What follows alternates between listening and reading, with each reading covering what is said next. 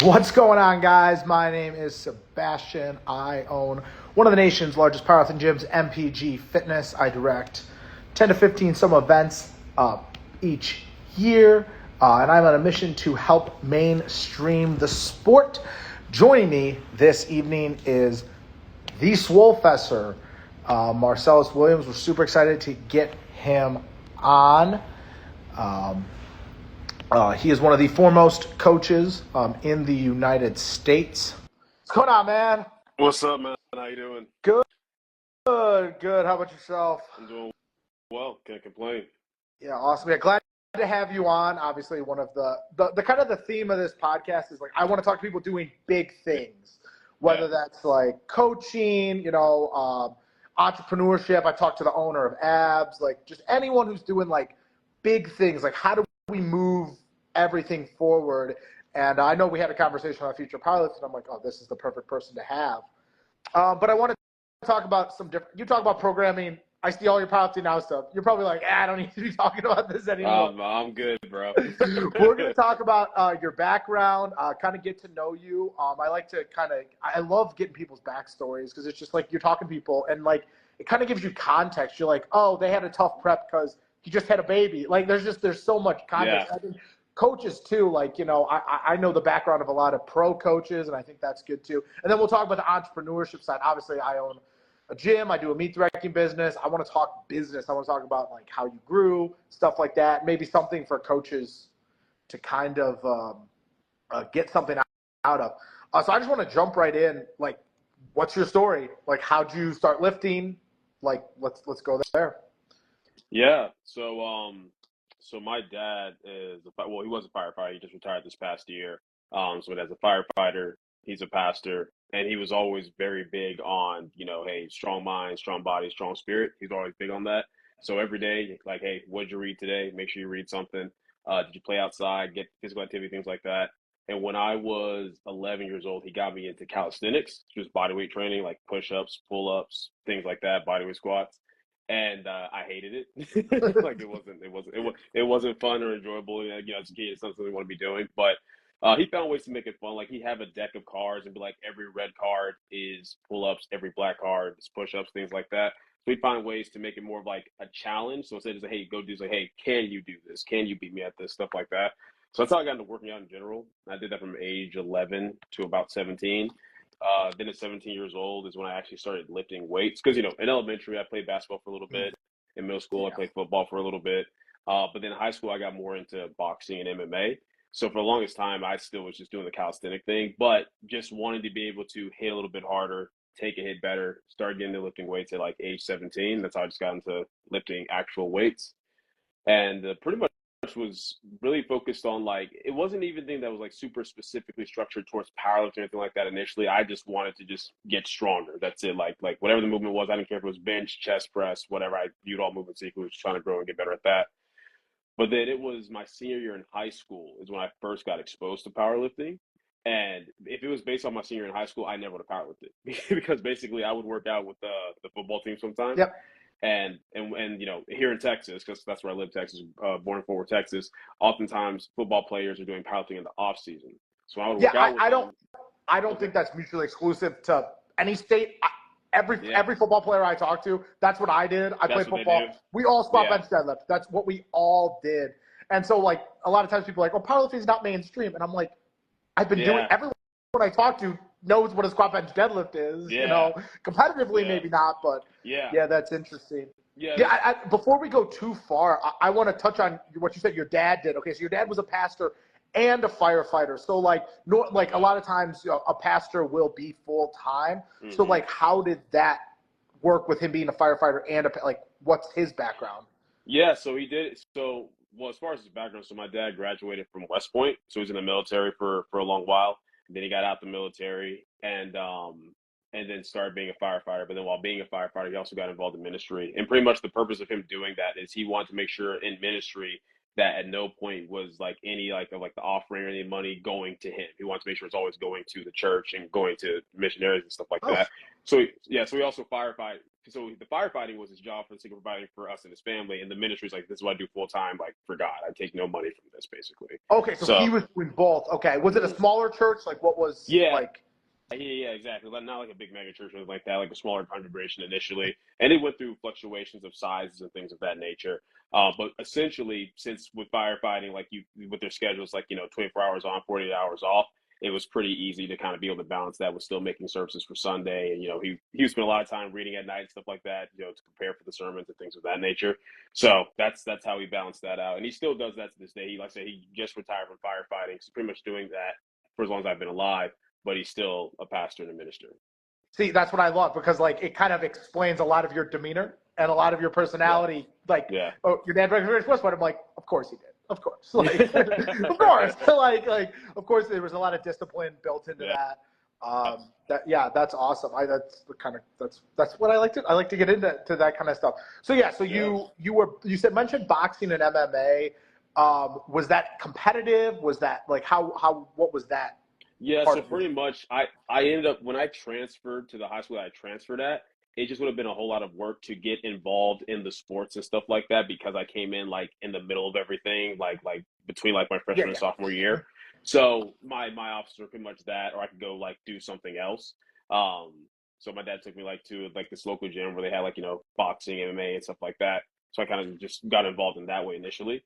And did it, like, never like got to like any pro level like that, but did it consistently competitively. The boxing was for about a couple years, and then the MMA was all the way up until I transferred like my junior year in college, and I'll kind of get into that why I couldn't continue to maintain that. But that's what I was doing as far as that. And in hindsight, I was a lot better at it than I am powerlifting. Oh yeah. Well, so that's like funny. Like all the best coaches, like they say, are not the best athletes, because you're just a little more relatable. Like, it's hard to relate to the average person if you're an elite athlete. Like I find my same thing with like meat directing. It's like I never had like these really poor meet experiences. You remember like your first meet and maybe it wasn't too good, or it was in a basement gym or whatever. I never had that experience. So you're able to kind of like, you're able to relate more, and maybe you have a deficit of talent there. So you work harder at other things to be better at that. So and I'm proud of, like, doing wrong. I'm obviously proud of what I've done, like, hitting a 700 total as a 74 lifter, getting a 500 plus dots. But it's the fact of how much time and work it takes to get into that compared to a lot of freaks who do it in like a couple of years, right? But I've always like pushed myself into something like that. But basically, my senior year in high school, the powerlifting coach like approached me and said, "Hey, you should come to one of the practices, see how we do powerlifting, stuff like that." I'm like, "Oh, what's powerlifting?" It's like, "Oh, we squat, bench, and deadlift." I'm like, "Bet, that sounds fun." But I didn't realize it was equipped. So I get there, he hands me like the bench suit and everything like that, right? And I'm like, "What is this?" He's like, "It's your bench shirt." I'm like, "What's it for?" He's like, "It helps you bench more." So I'm like, "Okay." Like, I had never heard about powerlifting and quit powerlifting at this point, so I didn't know how it even worked. It took me like 15 minutes to get it on. And once I got it on, I was like, "I'm not doing this shit, bro." I'm not doing this. I'm not into it. So that was my first exposure to powerlifting, was just that.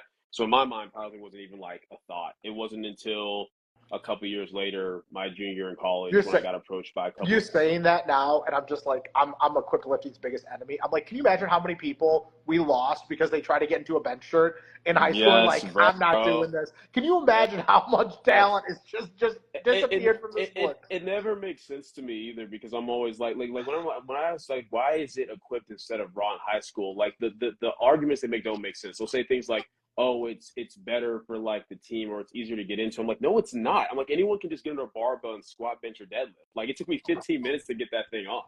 So I still to this day don't understand why that's the thing, or why they do. I think there's a couple of high schools now where they do actually have like raw powerlifting, but so much of it's still equipped. That's like your only option in high school. Yeah, no. So in Texas, definitely mostly still equipped, but I know it's gone about 50-50. I've worked high school nationals in the past. It's gotten better. It's gotten much better. And a lot of the states are raw. It is still very fragmented, but Was this, and then so we'll get back onto the topic. Not to rip on Equipped. That's just my other day job. That's my other job. You got into. You didn't like that experience, but you seem to circle back around. Yeah, so basically that was my senior year in high school, and I didn't like that, so I just continued just to keep working out the way I was working out for fun and stuff like that. Then in college, so my freshman, essentially my freshman and sophomore year in college, I was an engineer major just because I wasn't exactly sure what I wanted to do. But I've always been kind of good with math and science. I'm like, okay, they make good money. I'm good at math and science. Just kind of go with this. Was doing really well with the courses, but I just wasn't enjoying it. I wasn't having fun with the projects and stuff we were doing. It's like you put all this work in, the project's done, you ace it, but it's like you don't care. It's like this was not satisfying at all. Yeah. So then my dad my dad's like, well, why don't you get into kinesiology? And that's when I learned about what that is, as far as like how the body moves, biomechanics, everything like that. So I ended up transferring to University of North Texas my junior year of college. And when I transferred, that's when I met a couple people where they were powerlifting, they were into raw powerlifting, and they're the ones that got me into it. A dude named Eddie and a dude named Taskin. They got me into it, and we started like the powerlifting organization for the University of North Texas. That's now like a full-on college team. So that's how I got into powerlifting in that way, because they introduced me to raw powerlifting. Like, oh yeah, man, you don't have to wear a bench shirt or all that type of stuff. It's just like belt and sleeves if you so choose. Sign me up. Sign me up. I was like, okay, bet, yeah, I'm down. So I'm like, I'm doing this anyway, and I'm very big on. I like having goals. Like, even though I was just working out for fun, stuff like that, I always set my own goals. So this just made it even more fun. I was like, oh, we're trying to build a total, we're trying to beat people. I'm all for it. So that's how I got into it, was because of college. Yeah, I do one meet a year just so that I have something to train for. That's literally, I do it, and then so I can experience what the lifters experience. I can, I get ideas, experience in it and stuff. Yeah. But yeah, the goal, I think, so it's so funny. I put into ChatGPT, like, what do we need to do to make powerlifting mainstream? Like, just to be hilarious. And one of the things it came up with was something I never even thought about, is that how we should use powerlifting as a way to market to the masses, as not a way to, you're not doing powerlifting to compete. You're doing powerlifting to get better yourself, to get stronger, to get physically stronger. And I'm like, they might be onto something, because that's something I can sell to anyone, right? Yeah. Do a competition, not because you're going to win. Do a competition because the task of prepping for that is going to make you physically better and stronger. Yeah. So I think that may be something that we can. I think we'll explore the later.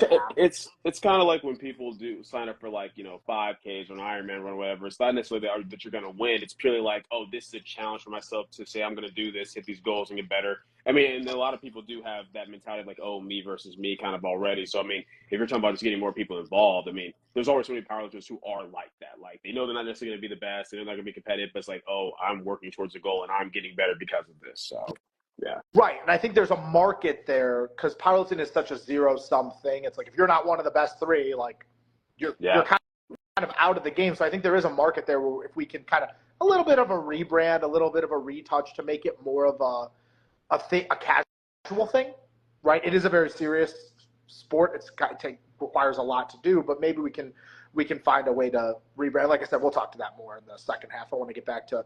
So you're at North Texas University. You joined the powerlifting team. Did you start the powerlifting team, or did you join one? We started. Like, we basically started as an organization, like a student club, and then eventually it got funding. It got more funding after I left that to develop into a full university team now. So I was one of the founding members of it, essentially. Okay, so it's a varsity team? Sorry. It's a varsity team?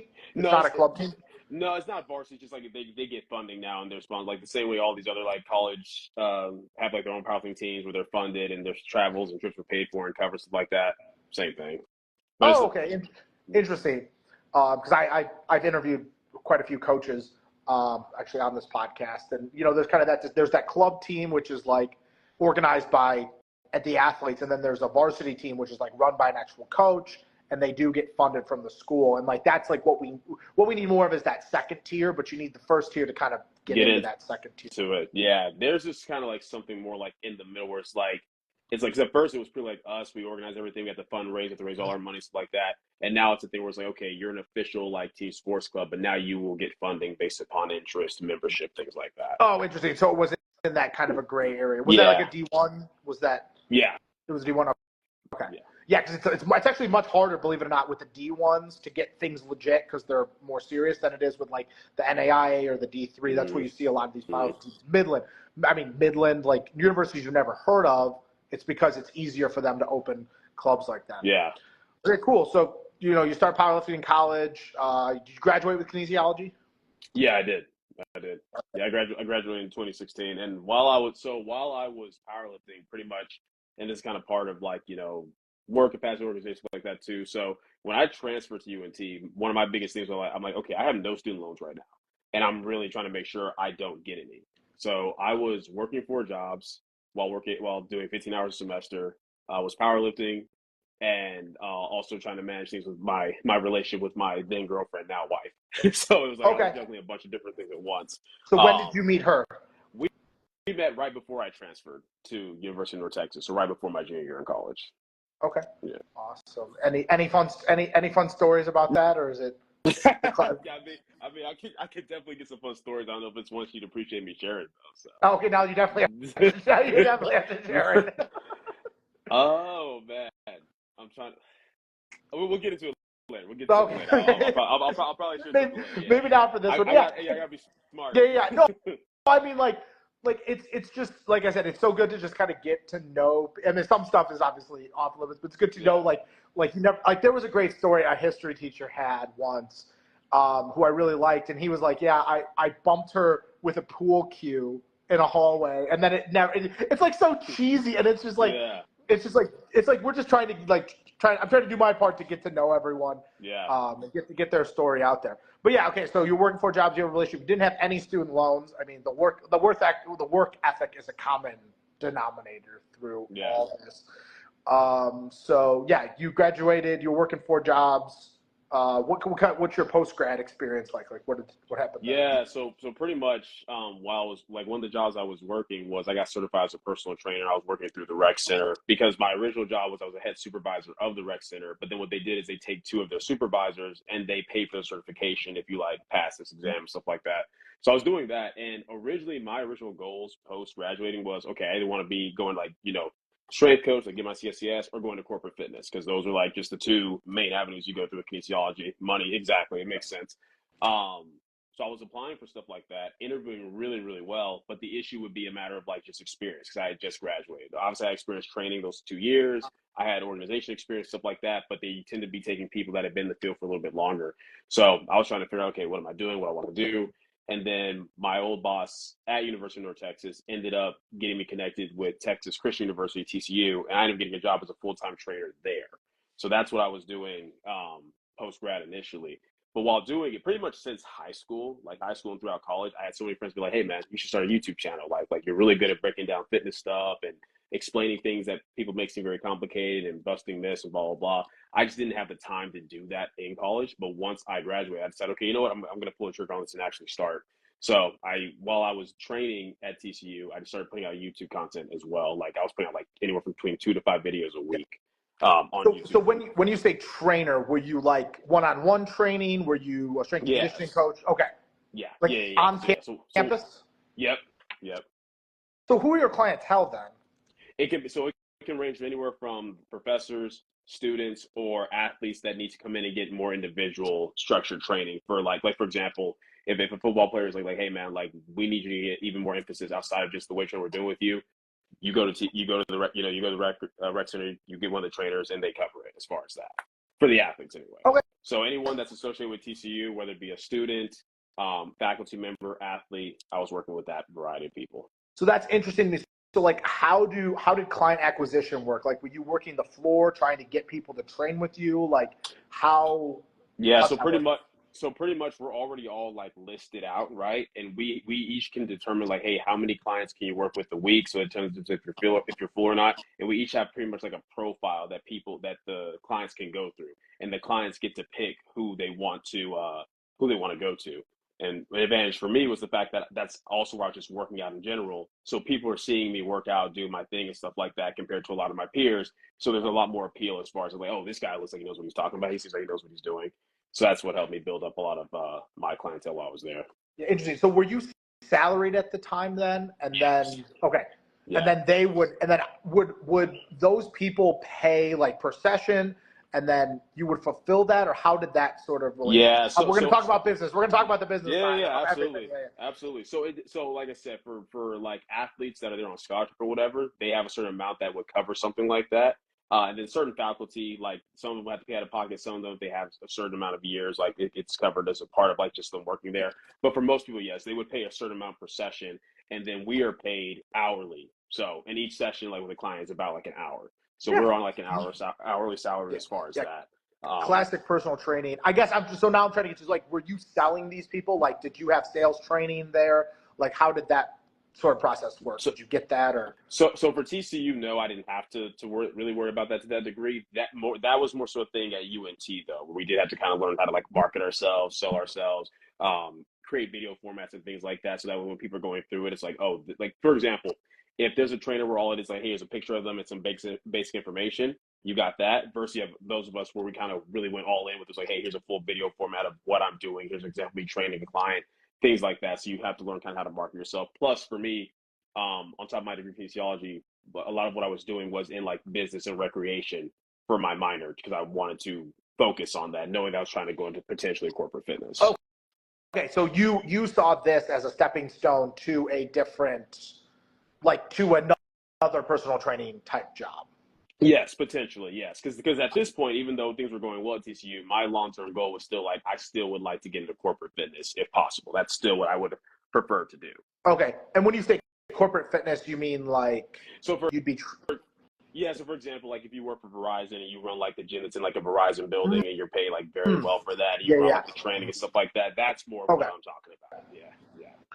Yeah, in Chicago that's extremely popular. Like you'll be it's actually the the buildings are apartment complexes, and you'll be a trainer in the gym, and you'll be training like executives or and that was your plan. Okay, and then how did it go sideways? How did you get into Well,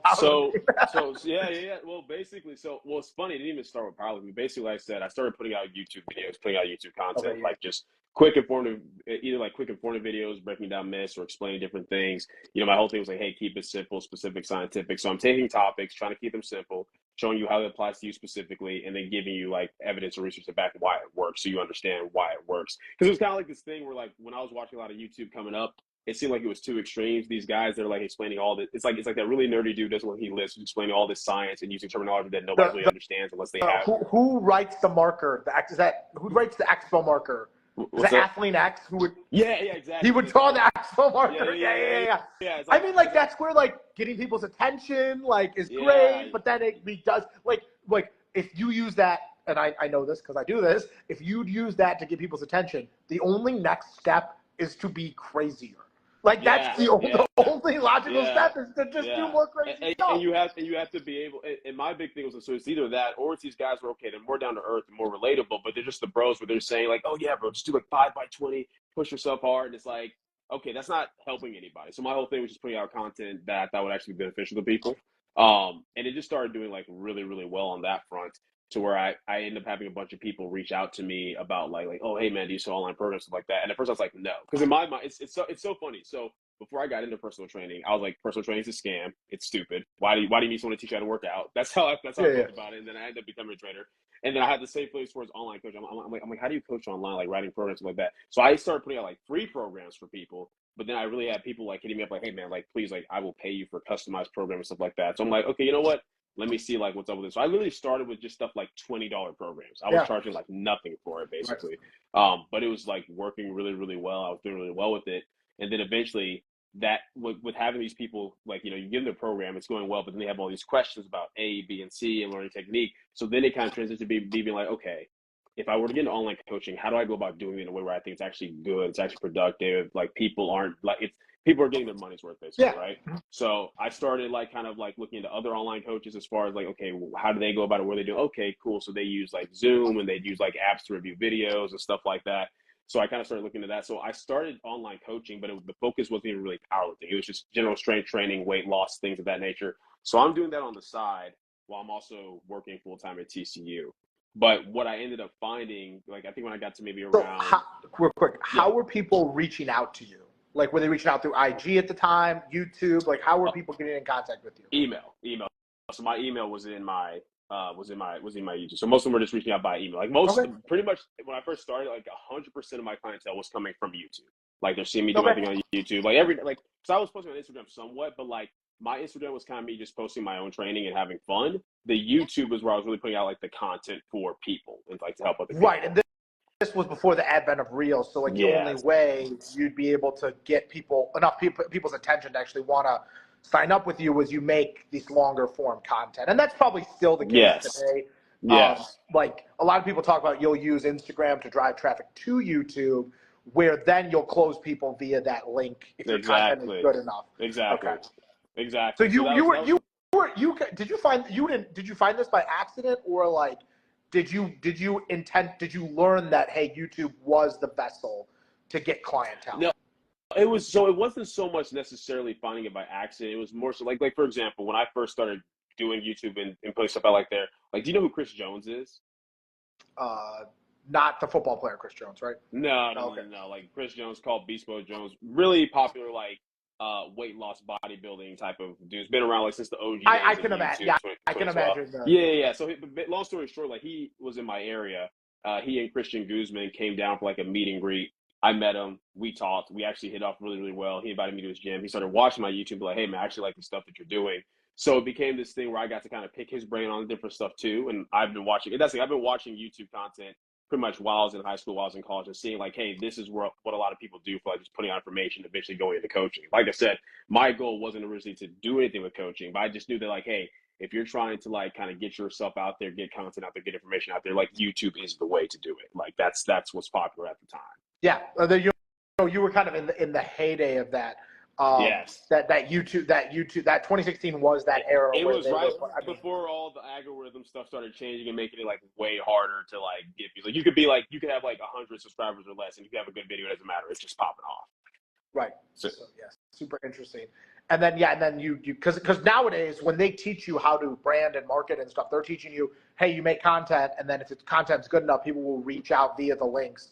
And they'll reach out to you for a session. But you kind of organically figured out, like, that's the process you go through. Yes. Exactly. So I was doing that, but it just got to a point where I'm like, okay, I've got like, at that point, I got to, okay, I got like 10 to 15 like online clients.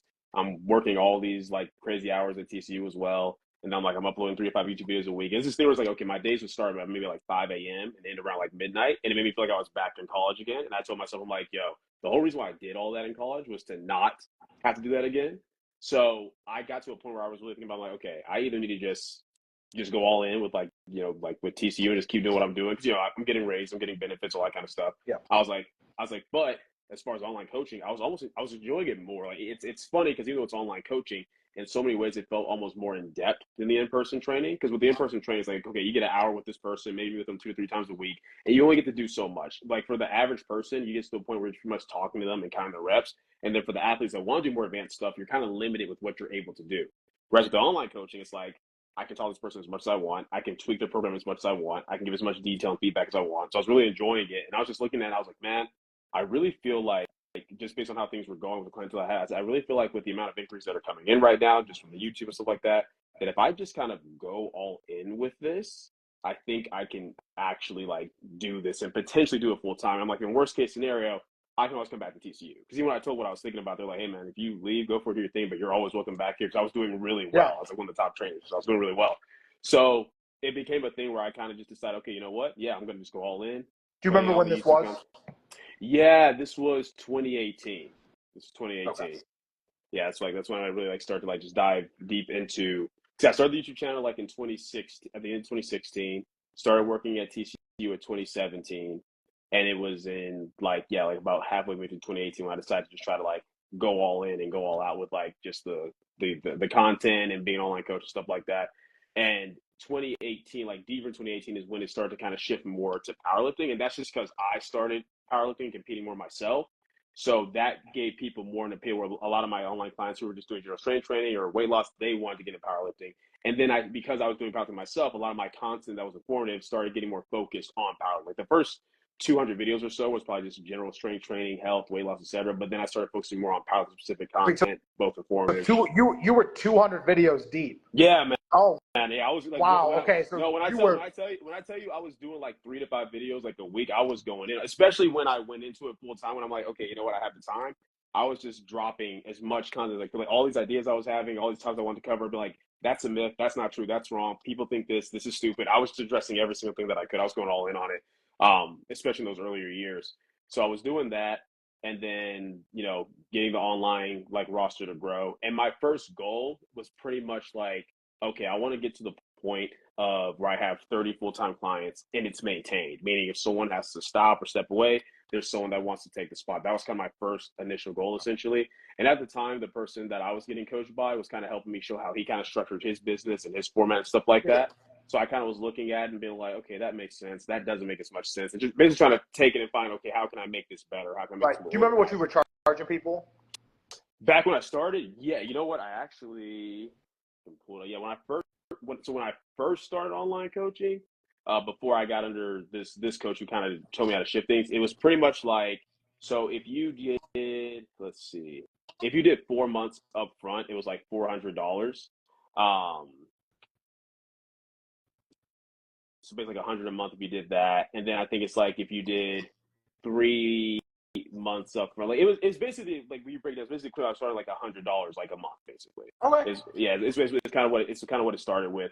And then after I got under this coach, because in my mind, even though I have the knowledge, I kind of know what I'm doing, I have this experience, like my mentality was like, okay, but I'm not as known in the space or whatever, so I can only charge so much. But the guy was under the time, he was like, no, bro, like he's like, you can be charging at least such and such and such and such. So it's like, okay, let me get a little bit like more experience with things. And pretty much I ended up in 2018 shifting it to $150 a month for the full coaching package with like an end of the block call, and then $200 a month for the full coaching package with a weekly call. So those are my two main coaching options. Okay. And then I eventually got into nutrition only as well as like an option for like $50 a month. So I was doing that. That's where I started with everything was that. And I think I kept it at that from all the way until 2020. That's where I kept the rates at. Because basically go ahead. Yeah, when you shifted your prices up, did you have to change clientele? Did you have to switch demographics or like? No, not at all. Okay. Not at all. Yeah, not at all. Because especially at that point when I was getting a little bit more focused on powerlifting specifically and not just general strength training, not just weight loss. It was at a time where more people were kind of just getting into it and being exposed to it, and were more interested in that type of thing anyway, to where they were kind of willing to pay that. Plus, relative to a lot of other coaches were charged, like with some other like coaches at the time who were more well known than me at that time were charging, it was still pretty cheap and affordable because most people just go with like the 150 option. The ones that are going like $200 options were like these, because that would be like, oh, they're a little bit older, they can afford it, or they really think that they need this weekly call, things of that nature. Right. It's always pro business tip. It's always important to have a really expensive option. Yep. Right. Because rich people love to spend money. Right. Yep. It doesn't matter. And also what it does is it creates distance.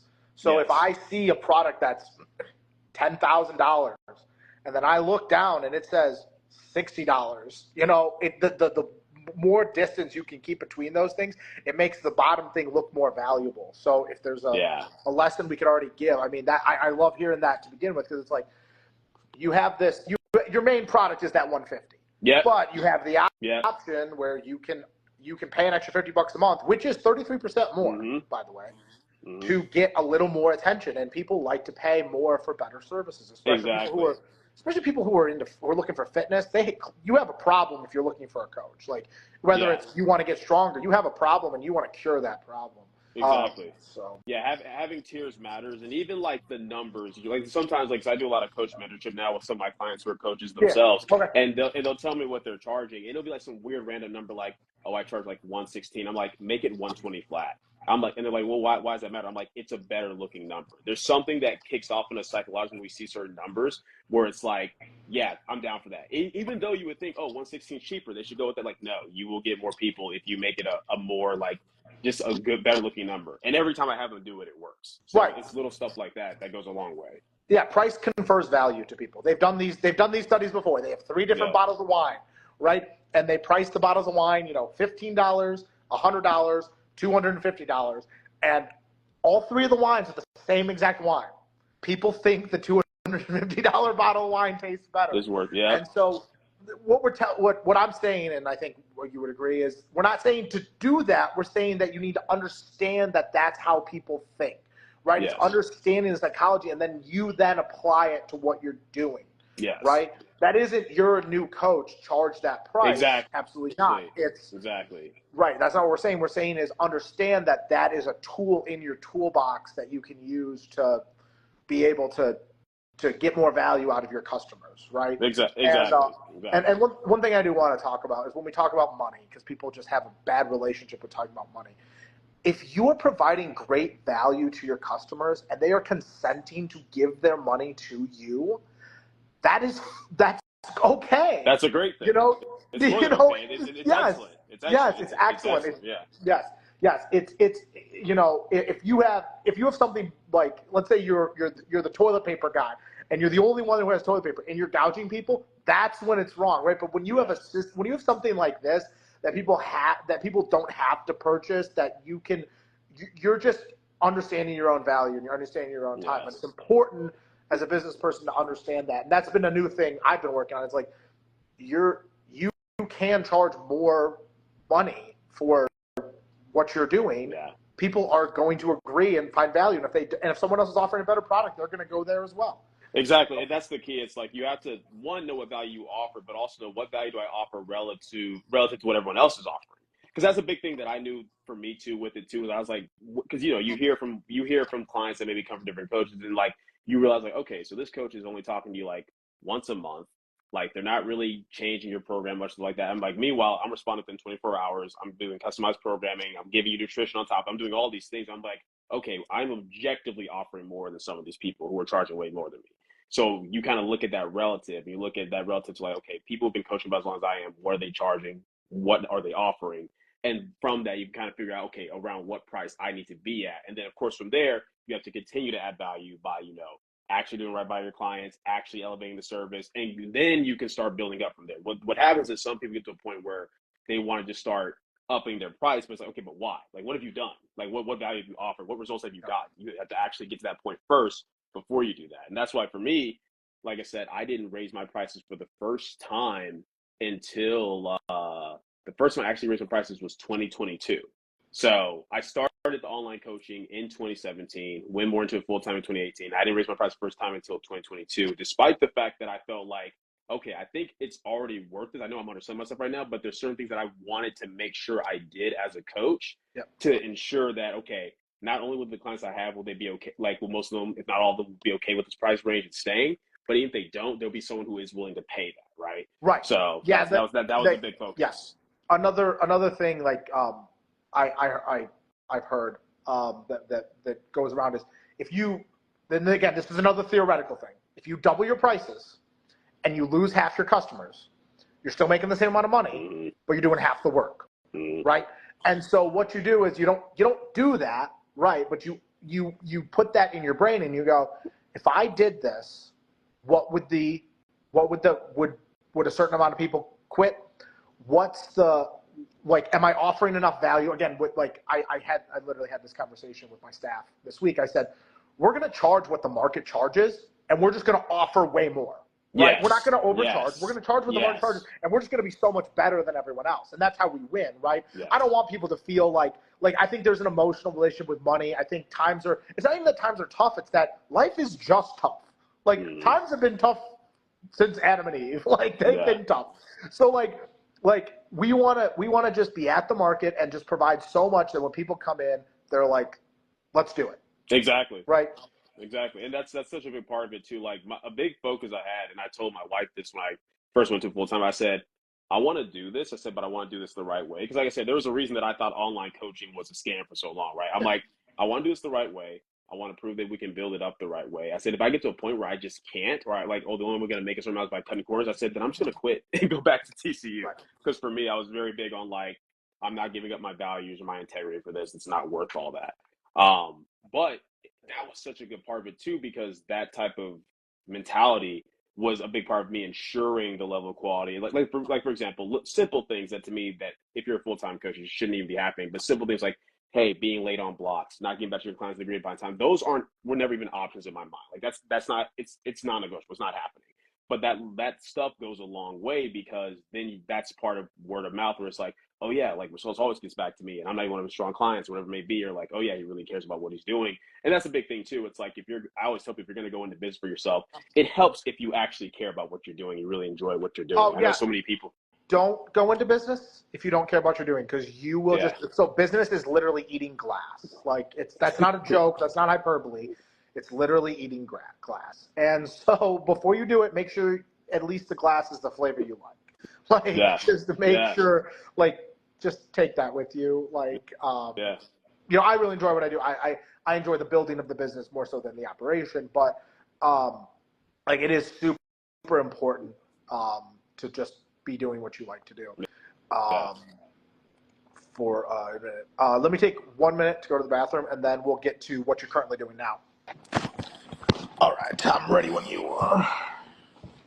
All right, but welcome back. All right, so let's talk about where you're currently at. I'm gonna ask you questions in the way I think about business, and kind of my process, because it'll just help me. It'll make sense when we get through to the end. So, step one, when I think about my business, is I think about the product, right? So how do I make what I offer amazing, right? When you have a good product, it sells itself, right? As I'm sure you're probably experiencing now.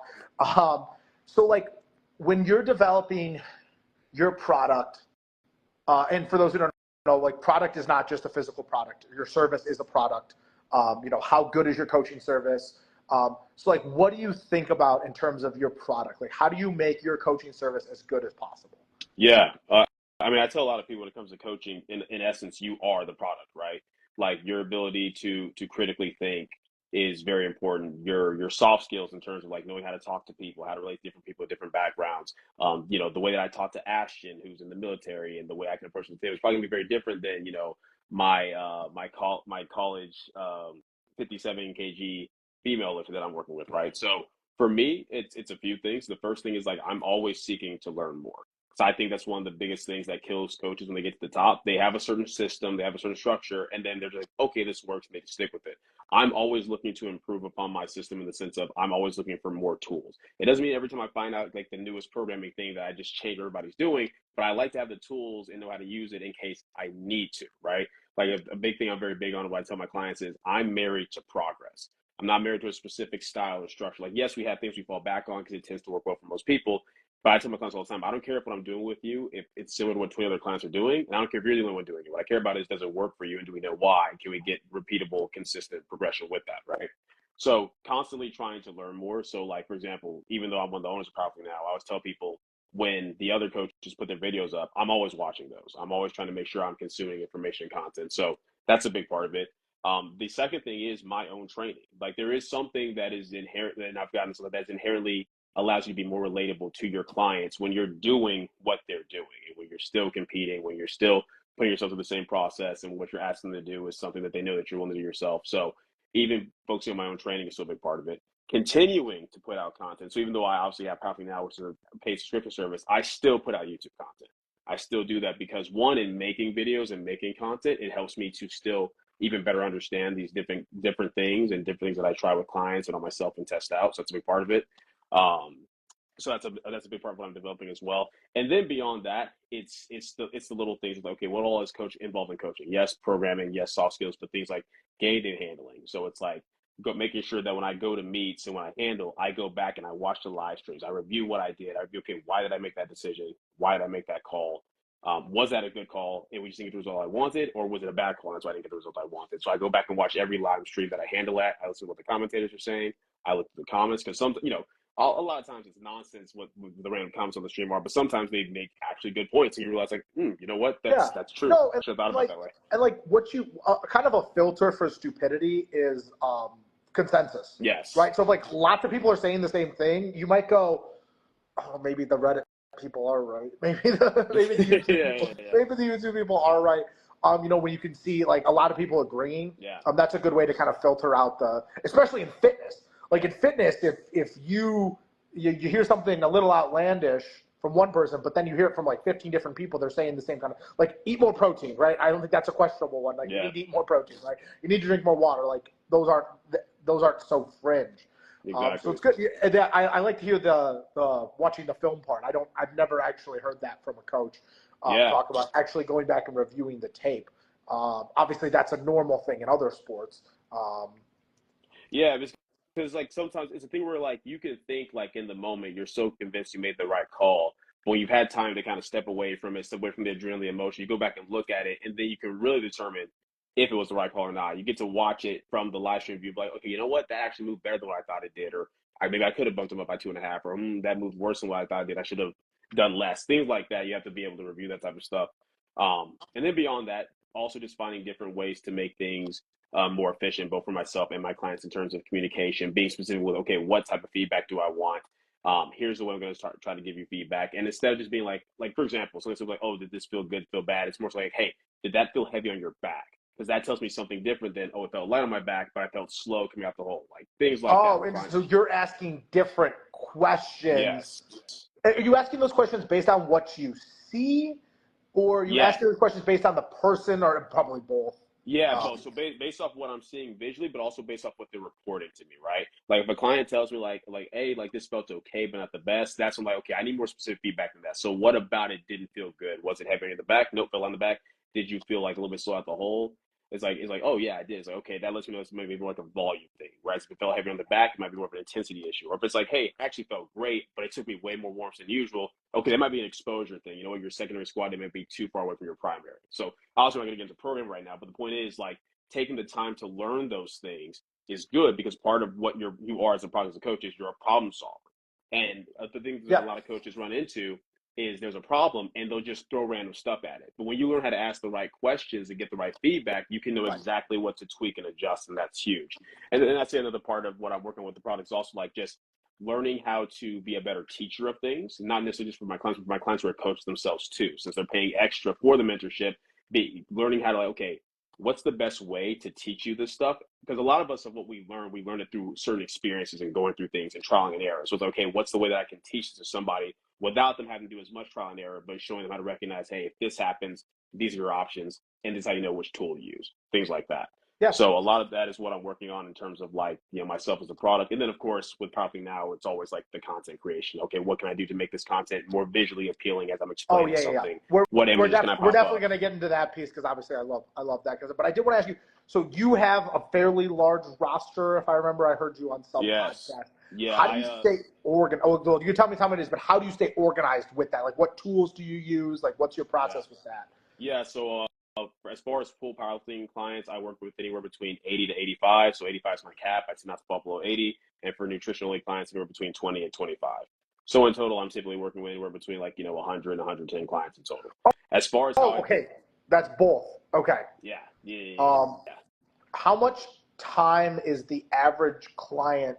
I don't want to ask the average. Like, what's the median time per client? Like, so that can vary. So like, let's say a client trains 3 to 5 times a week, right?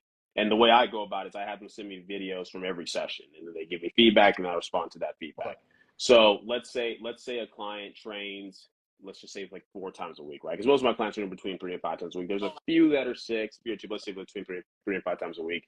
And let's say in between them sending their videos, giving feedback, and then me giving feedback to them, let's say that in total, and it really can vary, because if everything's really smooth and good, then that can take like 5 minutes.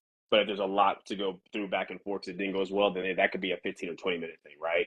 So it kind of varies in that range. Because like I said, if it's like 3 times, if they train 3 times a week, and you're spending about 20 minutes going over like each of those 3 sessions, that's an hour right there, right? But if it's 5 times a week and you have to spend about 15, 20 minutes over, that could be like an hour and 40 a week per client. But once again, if things are going very smoothly, and that might just be like 5 minutes, then across 5 sessions, that might be like 25 minutes worth of time with that client. In terms of just direct feedback, that's not counting like being on an official client call, like at the end of the block or the weekly calls and things like that. So it really can, it's a spectrum that varies based upon how well everything is going with the client, how detailed is their feedback being, and even what type of feedback they give. I have some clients where it's like they'll send the videos and they'll send a text message breaking down kind of what they felt, stuff like that. I have others where they'll send the video and they'll send a long memo with each video. So it's like, it can very much vary. Yeah, it's a customizable thing. So like, what's a daily routine like? Like, what is? Yeah. So I recently incorporated office hours for myself. And the reason why I did that is just balance life with family. Like, I have a wife, I have a daughter, I'm about to have a son later in October. And for the longest time, I didn't have structured office hours. It would just be like, hey, I will always respond within 24 hours of when you send the video. And I liked having that freedom, flexibility. But it's got to. It's a recipe for chaos. I've done that before. I had to give myself hours. I had to. And I'm grateful for the way doing it that way, because doing it that way for as long as I did, because I was doing it when I was at the amount of content I'm at currently, it like being able to get so efficient with doing it that way. Now I have office hours, it's like it's cake. It's so easy by comparison. But essentially for me, so like my office hours are 10 a.m. to 6 p.m. Monday through Friday, 10 a.m. to 3 p.m. on Saturday, and then Sundays are an off day, so I can just focus on being with my family and whatnot. So for me, typically what I like to do is like, I wake up in the morning, I'll just do my usual morning routine, which involves like, spend a little bit of time with my wife and my daughter. I pray, I'll play with my daughter outside, things like that. And then once the office hours start at 10, I'll go from there. So from 10 to 6, what my days are looking like is going through client check-ins for the day. So whoever has structured calls, because even though everyone may not be on the weekly call service, the ones that are, they're the same calls every week. And there's always someone that's on their final week of the block. So there's always in the block calls to go through. Yeah. So 10 to 6, I'm going through. Are you schedule these through a Google Calendar? Like, how do you, like, what tools do you use? So I keep everything for me. I have two versions. I have like a notepad version that's on my phone, so I can always just have that just in case anything goes crazy with different stuff. And then everything's also tracked in my Google Calendar. So at any point in time, I can tell you how many clients I'm working with, how many are the weekly, how many are the nutrition, like what week they're on the block, how much they're paying. I keep all of that very well organized. And that's one of the biggest things I tell people when I talk about this topic is like, it's really simple stuff. You don't need anything super crazy or fancy. It's just so many powerlifting coaches. Well, a lot of powerlifting coaches start when they're young and they've never had an actual job before, so they know nothing about business or organization. Right. But something as simple as just like, hey, writing down so you know what time your check-ins in are for the week. Or something that I do is like every Sunday, like I look through my notes, I'm like, okay, who all's on their final week of block? Okay, cool. So that means I have 20 blocks to write this week. Okay, I'm going to write this many each day. So I have my week structured all the time. I know when my calls are. I know when I'm writing blocks. And then, of course, in between all that is when I'll be responding to clients during the office hours, knowing that I still have 24 hours to get back to them within the office hours. So typically, that's what they will look like for me.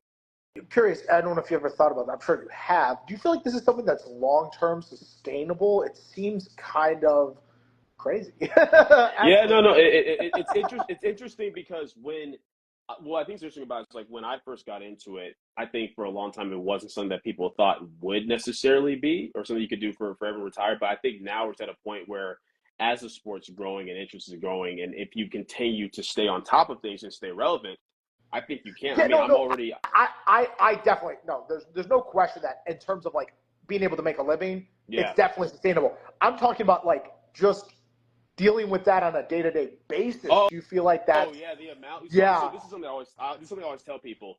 It depends on your tolerance, your personality type. I don't believe the majority of people should work with the amount of clients that I work with, and I don't think they can. Like just straight up. And I also think if you're going to do that, it has to be something where you build up over time. Like this is something that's really good for me, and I know you want to talk about some points for retention, but so many of my clients I've been working with since like 2018, 2019, still to this point.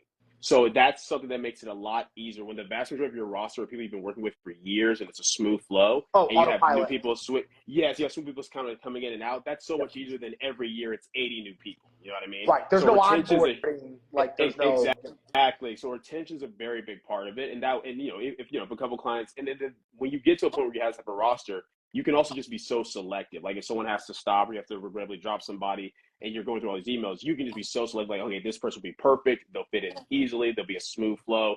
And that's a big part of what helps with it. With that being said, it's definitely one of those things where I've asked myself, like, okay, well, do I want to work with as many people in general, like at all? And that's where other things like, okay, cool, powerlifting now, the mentorship service, there's other avenues I can do to bring in more income that's far less stressful that can bridge the gap if I ever decide to condense my roster down again. I mean, when I first started, I had no intention of working with this many people. Pretty much the way I went about it was, like I said, from 2018 all the way until 2020, I kept the cap at 30. And I just got to the point where I realized, like, okay, I can handle more than this. So I expanded it to 50 in 2020. I took it on 10 the first half of the year. the second half of the year. And the fact that I was able to do that I didn't lose any clients during 2020, that's what gave me a lot of confidence of like, okay, cool, I'm going to be in a good spot. Because if I'm not losing clients during this point in time, we should be in a good spot. And then with each year, I just kind of kept slowly expanding it by like 10 people a year or so, take on 5 the first half, 5 the second half. And I kind of just kept going. At one point, I thought like 70 was going to be the cap, because that's right when my baby girl was born. And I'm just like, oh, there's no way. But then you find your flow, me and my wife find her flow, and then, she gets older, things get a little bit easier. And that's when I eventually got to the point where I'm like, okay, cool. 80's around like what's comfortable. 85 is if I want to be a little bit more stressed, but the quality of the work still stays where it needs to be and things are good. So that's kind of where I found my natural cap is with that as far as full coaching clients. But once again, I think a big part of that is how disciplined are you and what's your personality type like? Like for me, I've always been very good at adapting to different personalities and talking to different people with different backgrounds and just being able to have a smooth flow. I think a lot of coaches actually be more successful is if instead of trying to work with any and every type of person, you find the specific type of person you work best with and you just lock in on that.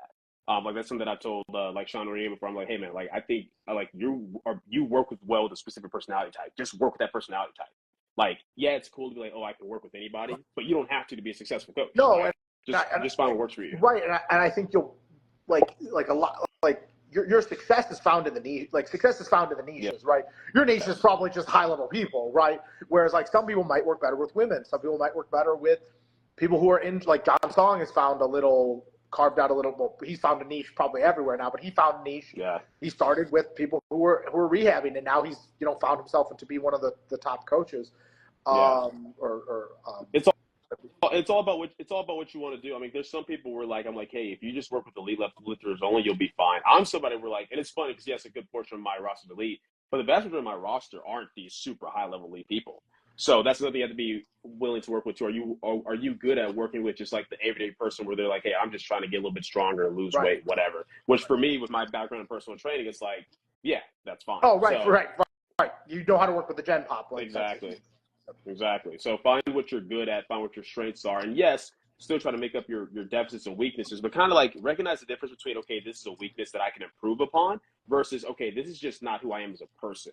I need to just leave that alone. I think some coaches need to kind of recognize that. And that can be with anything, whether it's talking about what clients you work with, content creation, so on and so forth. Like not every coach needs to have a YouTube channel, for example. Right. Yeah. So I'm just going to move along to my next couple questions. So like client onboarding process, I don't want to talk about it, obviously from the programming standpoint. I know I like how your brain's moving 1,000,000 miles an hour. I like people like that. But like your onboarding process from a business perspective, like when you bring someone on, like you're probably at a point where you're not really trying to sell someone something. You're more trying to make sure the relationship's a fit. Yes, absolutely. And that stems into retention. So I don't really want to talk about that too much with your onboarding, but in your onboarding process, how do you ensure that it's a good fit so that you can retain them?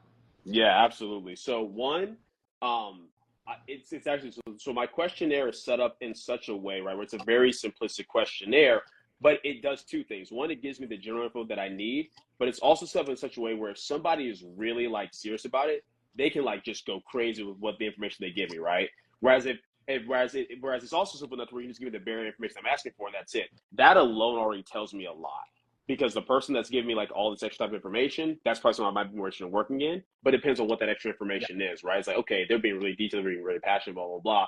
So the questionnaire tells me a lot already. And then from the questionnaires that I really like, then I can set up my consultation calls. And then the big things on my consultation calls, so I have a certain amount of questions like for the client, so they kind of expect from them. But then there's also a point in time where I allow them to know, hey, this is what you can expect from me, and ask questions as well. And based upon how that goes, tells me a lot, especially when you've been doing this long enough. Like it's good to do this in general, but we've been doing it long enough. You learn how to pick up on certain things. You know what your own red flags are and stuff like that. So going through the questionnaire plus the consultation call allows me to know, like, okay, yep, this is going to be great, or like, nope, this isn't worth it. Got to go to the next person. I've probably given 6,000. I'll have to look 6,000 tours probably. I know when someone's going to sign up when they walk in. It's never a question. I get exactly what you're saying because like I just know. I can ask the first couple questions and I'll know by the responses what their thoughts, what I need to talk to them about. Exactly. That's exactly skill of the game. Yeah. I love it. Oh, so interesting question. Just from my business perspective, how do you manage your billing? Like, what's your, do you use like a Stripe? Like, what's your, So clients can pay officially through PayPal, Venmo, or Zelle. okay. Yeah, so I like to give them the options, and the main reason why I did this because when I first started, of being like, okay, what's available for people, and I used to be very flexible with people too. And to this day, I still am with certain clients where it's like if a client's like, hey, coach, can I give you half now, half 2 weeks in? I'll do that because it's like if it's a long term client, where I'm like, I know you're good for it. I'll do things like that. But pretty much everyone's set where like your end of the block payment is always consistent. You always pay at the end of the block before you go into the next one. Okay. Yeah. So I mean, you really don't take on any risk. If someone doesn't pay, it's kind of just like, Nay, yeah, no, like I'm good because it's like if someone decides like, hey, I don't want to do the next block, it's like, okay, we already paid for this one, so it's fine. Like, right. yeah, you get paid. I mean, that's kind of that's kind of a good way to think about it. Do you ever do any larger packages with people, like at a discount, or are you all monthly? No, not not at this point. At this point, it's like, hey, this is what I offer. These are the packages. This is the rate, and that's it. Interesting. Yeah. So, question I had generally about retirement benefits, etc. Do you think about that stuff? How do you manage it? That's for my own curiosity. Yeah. I'm sure someone else will find it interesting, but like, how do you manage that kind of stuff? Yeah. Especially being independent. Yeah. Well, a lot of coaches for the longest time didn't. I mean, like I said, one, I don't think. I mean, but for like, a lot, I mean, that's just the reality of it, which I think a lot of them just don't. Because one, I don't think most people think they're going to necessarily do this full time for as long as what a lot of us have. Like, if you look at like Joey Flex, Steve Denovi, Sean Origa, myself, it's like I mean, I think if you ask any of us, like, oh, like, are you making what you thought you make when you first started? We're all making much more than what we thought originally. Right. So with that and the growth of it, like, you have to start planning for things long term. So things like, my daughter has a 529, my wife has a Roth, I have a 401k, things of that nature. And then I work with a account named Shamal, where his specialization quite literally is like powerlifting coaches, because he was into powerlifting, and fun fact, he and I had the same coach like years ago in 2018. So now I work with him, and he's able to really help me keep things very well organized with connections and stuff like that. So I know what I'm trying to do as far as retirement plans. I know what my options are as far as trading, investment, all those type of things, and what makes the most sense for me. So that's how I, Steve, Sean, and Matt Cronin, all the owners of Powerlifting now, that's how we all go about it. I don't know what other coaches do, but they need to do something. But that's how I go about it. Yeah. Yeah. So you're working with an advisor who's kind of just managing that side of stuff for you. Yeah. Obviously, that's something I was very interested in, and I just thought it'd also be valuable for people. Yeah, absolutely.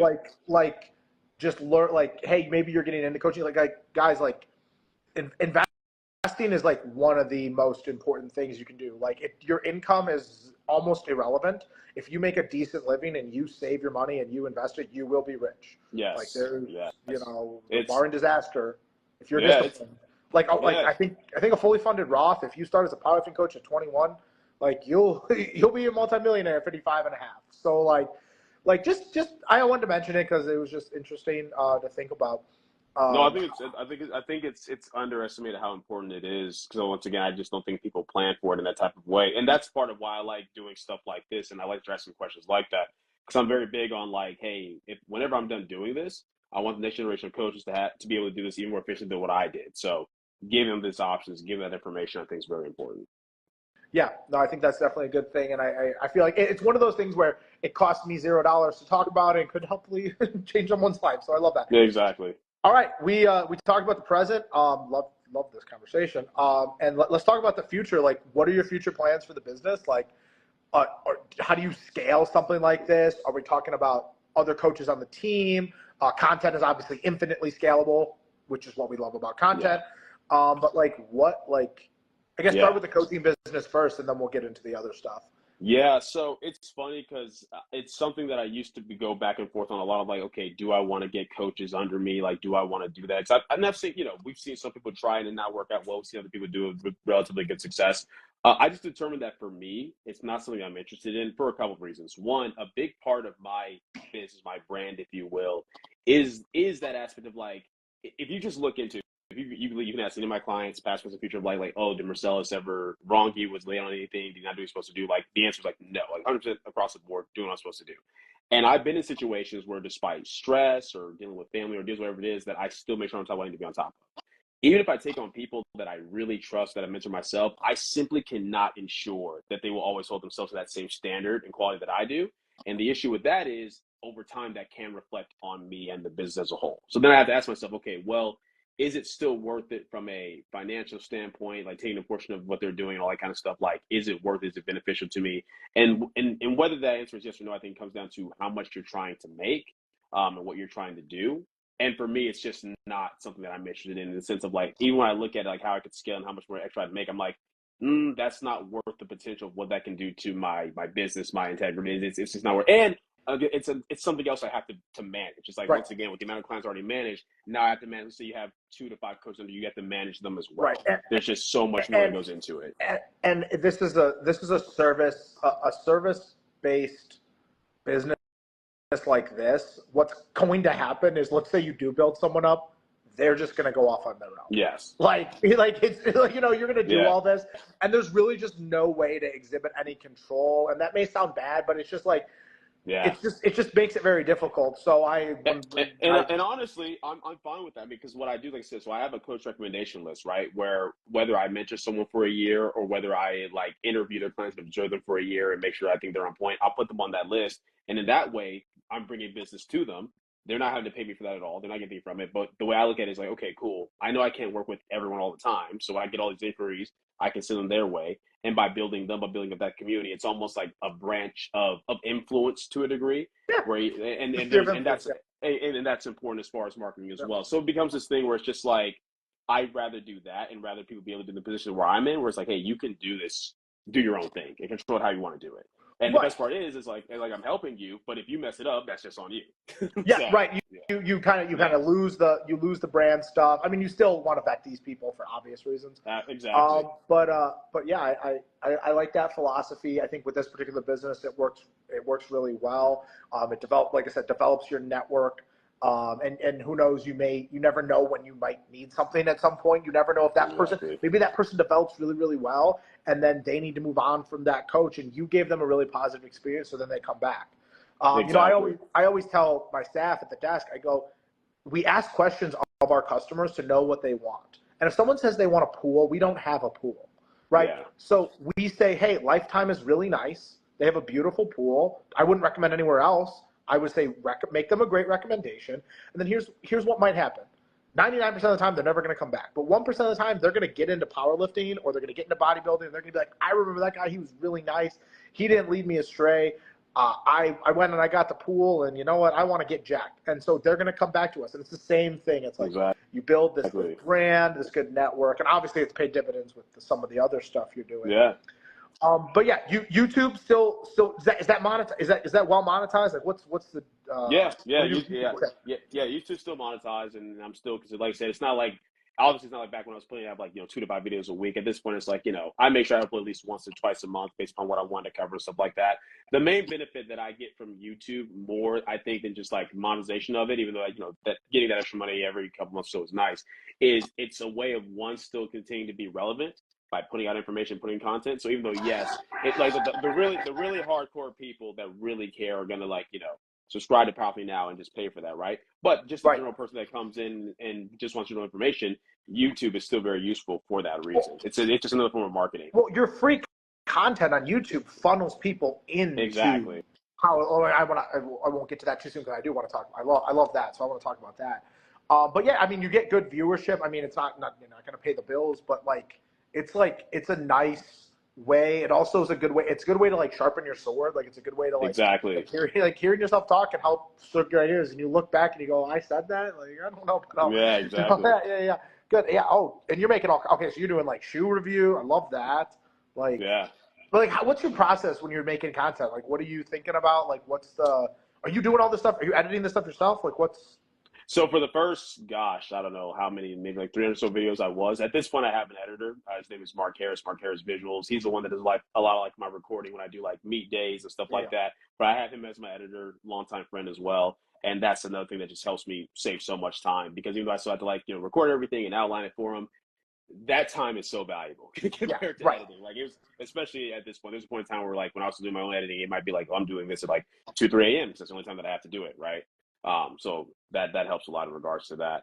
But yeah, my process with YouTube is, especially at this point now that I can kind of just do whatever I want with the training vlog, informative video, whatever, and I've always done it this way because it kind of keeps me sharp, is I don't like write down or outline what I want to talk about or cover. It's like if there's a topic I want to touch on or something I want to dive into, it's like, okay, in my mind, I kind of know what I want to talk about. I kind of know what points I want to hit.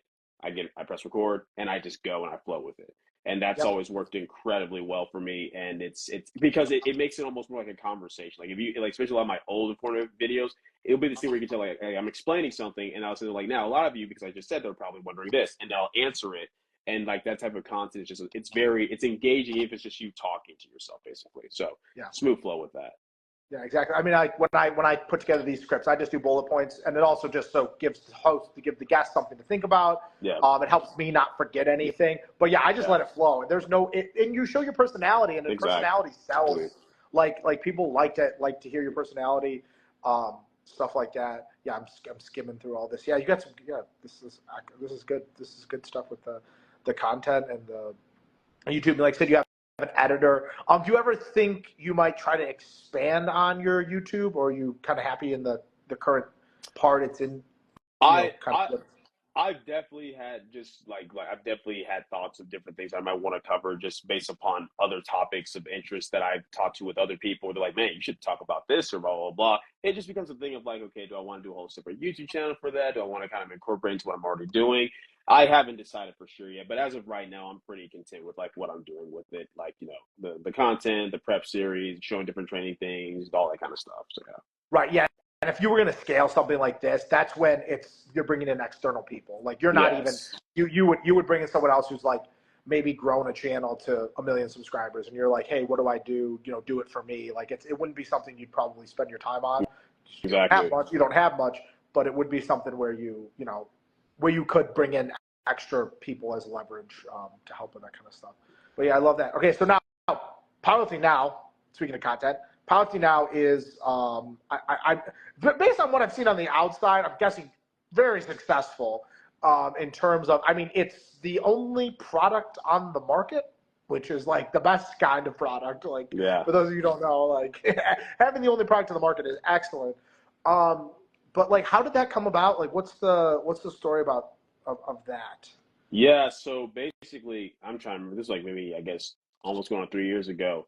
But at one point, Steve Denovi and my coach Brad Cooler and myself, we did a seminar at Corrupted Strength back when it was still open, back when it was open. It's called the Corrupted Summit. Yep. And we wanted to be a little bit different. Like instead of just being like, oh, come and listen to us talk about programming, we made it more like an event. So it's like we had like high level lifters there doing like tandem deadlifts. You get to train with these lifters, you get to ask them questions, and then we each had our own topic that we broke down.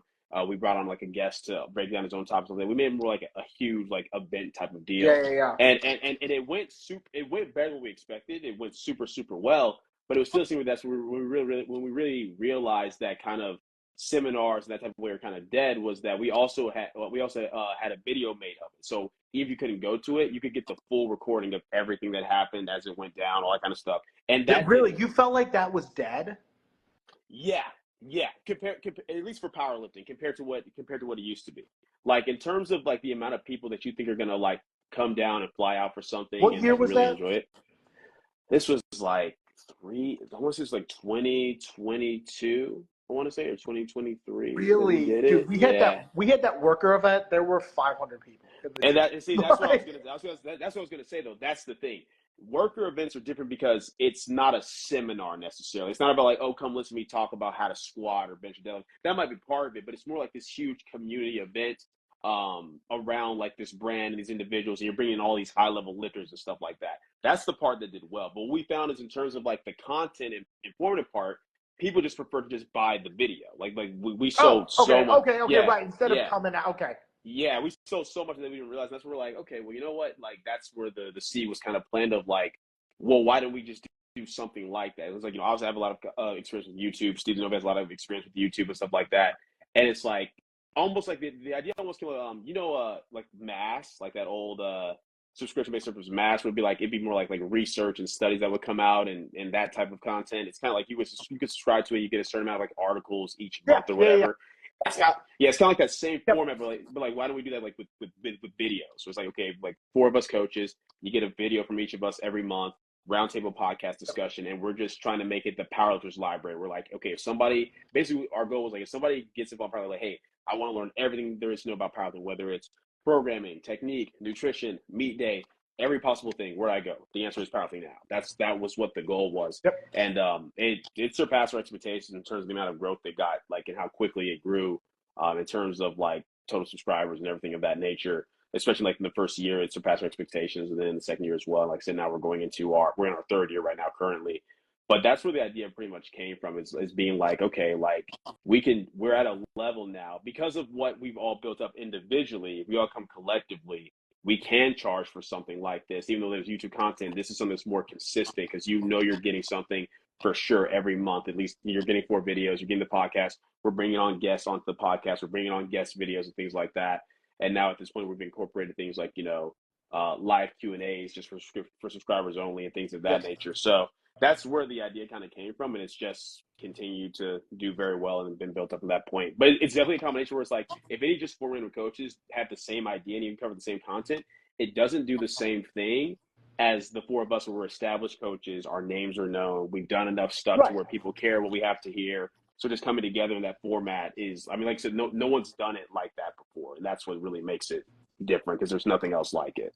Right. For me as a business person, it makes complete sense. Like you put, you're taking this, that's how you scale a coaching thing, right? You can't really scale it into a one-on-one coaching service, but you can scale content. Like content scales infinitely. There's there's not an infinite number of people in the world, but 8 billion is pretty close, And so like, and there aren't 8 billion powerlifters, don't get me wrong, but like what I'm saying is media scales infinitely. Is that there's always going to be more people on earth. There's always going to be more people who can subscribe to your media content. There's always going to be more, well, hopefully, there's always going to be more people into powerlifting.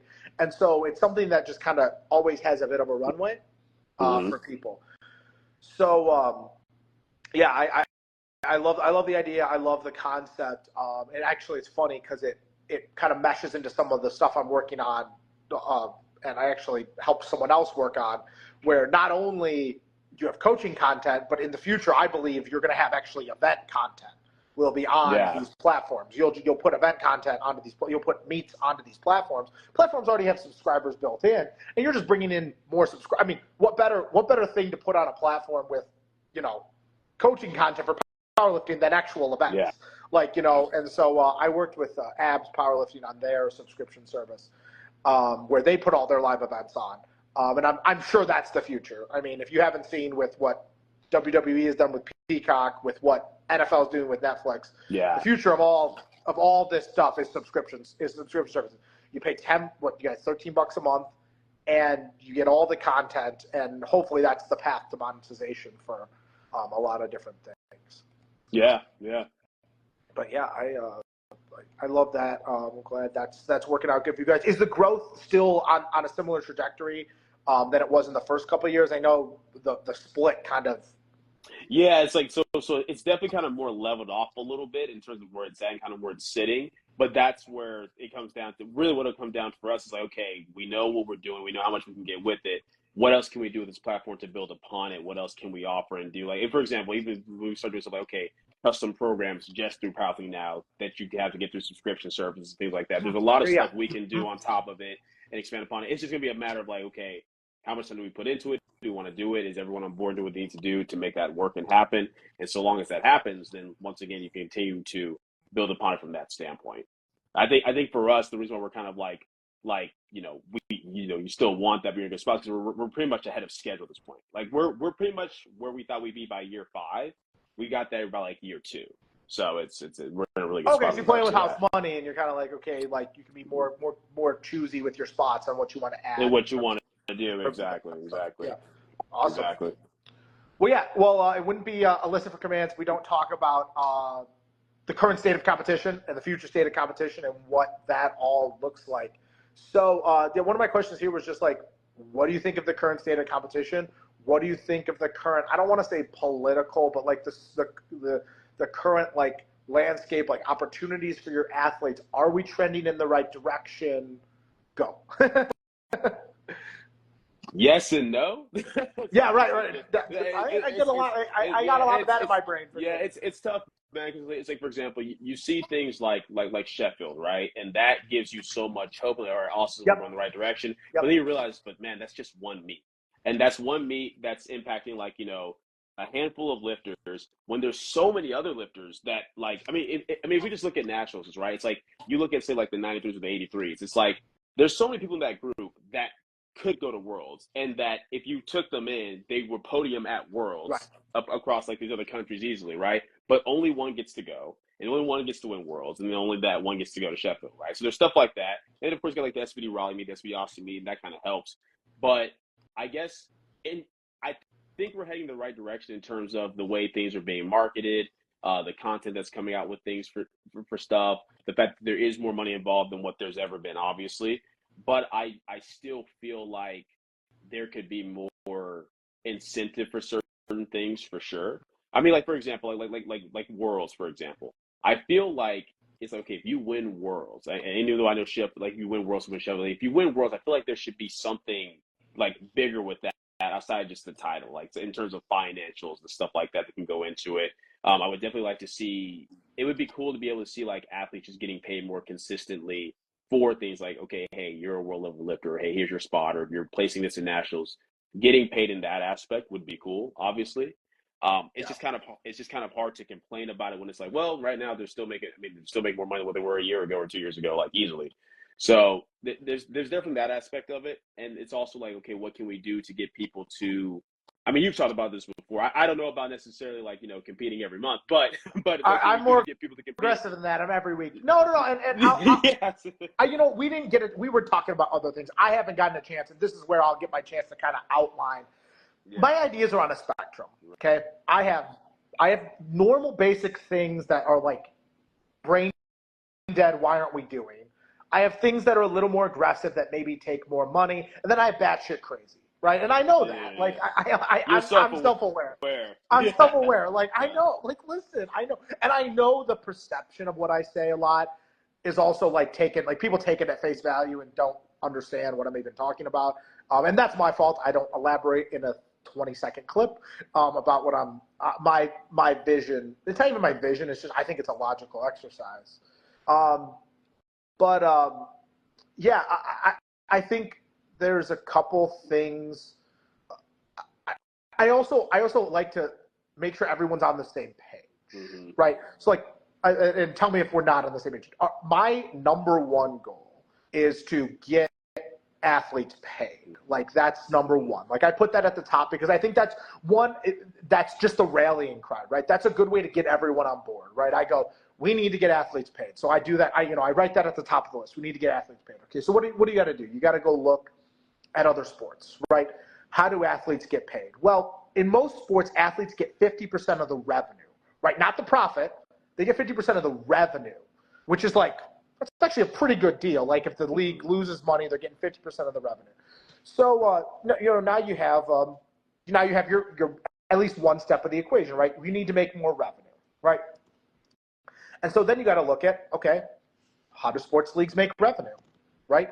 Typically, they make it from three different ways. They make it from game day experiences, which is like ticketing, which is beer, which is concessions, which is parking peanuts, that kind of stuff. They also make money from corporate sponsorship, right? Powerlifting's got some corporate sponsorship. And then you make money from selling your TV rights, right?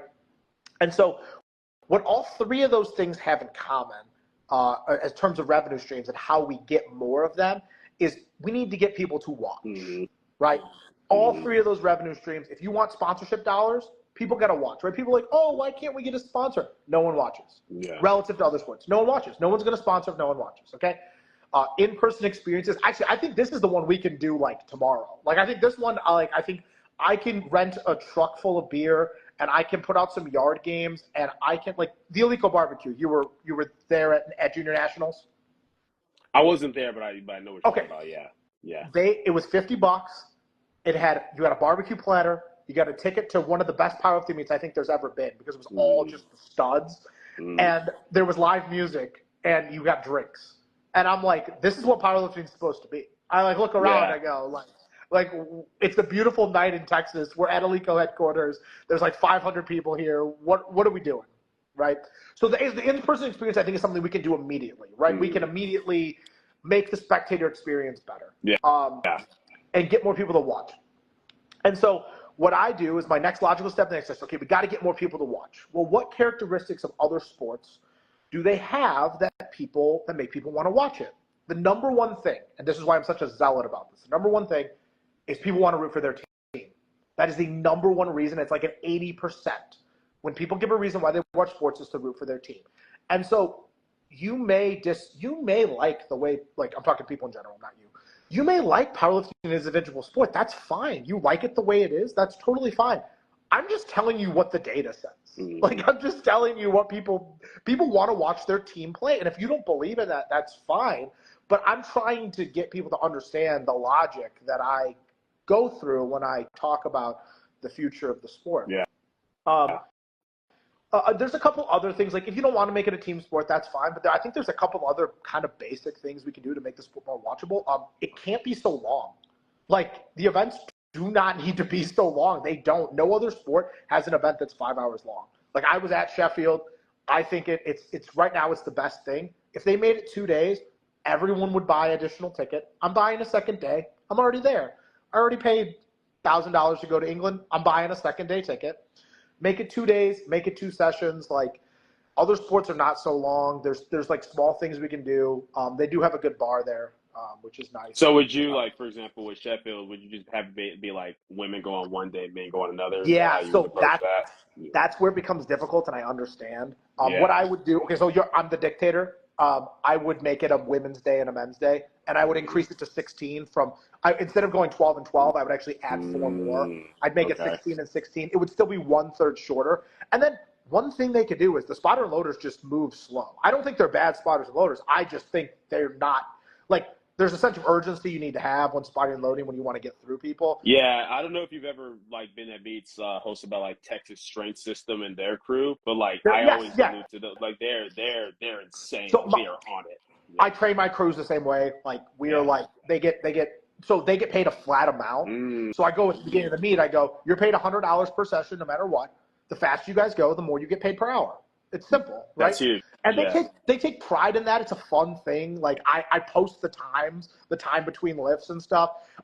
Again, these are simple things. Like, you don't have to compete every week to do these things, right? The competing every week thing is nuts. I understand, and I'll explain that in a second. But let's try to do some things like that. It would make the event 1/3 shorter. They'd also be able to sell the theater twice. Like, there's no one's not. I mean, I don't have facts to back this up, but I'm pretty sure if you're going to pay for a ticket and you're going to pay for a flight, like, you're going to just buy another ticket to go to the second day, right? I don't think I know the other argument is going to be that fewer people are going to watch the women than watch the men on the stream. People are going to watch both days. It's more total views. Like, okay, so what? People watch it less. So what? Like, come on, like let's try and be creative. And I know listen, I'm not on the inside. I don't know. I just know to be able to do math. I would love to see that. Yeah. I would love to. I think that would be an amazing thing. I think it's kind of practical.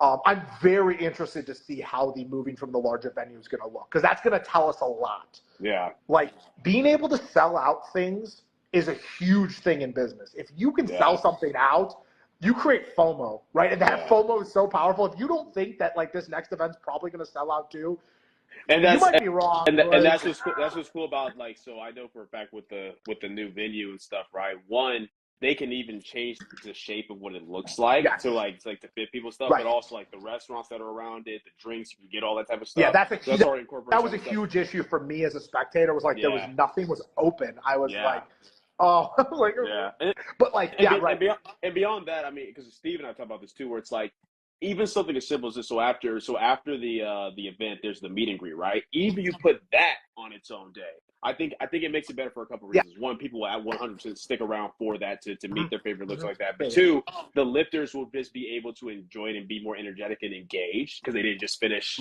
totaling like God knows how much. So there's different things I think SPD could potentially do, or any meet, like just to make it more of like an event and not just a meet. And people would definitely pay for that and enjoy and stuff like that for sure. So I definitely agree with that. Yeah, I've got some bigger local stuff. I'm trying to finish. I'm building a separate venue for the powerlifting stuff.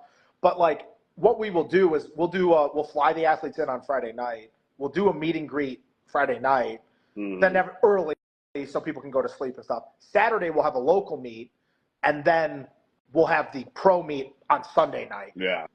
So that way, what we get multiple things, right? We get a meet and greet, then we get a local meet, so that builds that crowd for that Sunday night pro event. So I'm kind of like, there's better ways. Again, these are like this is this side of the dial, right? Basic things we can do to make the events better. Right.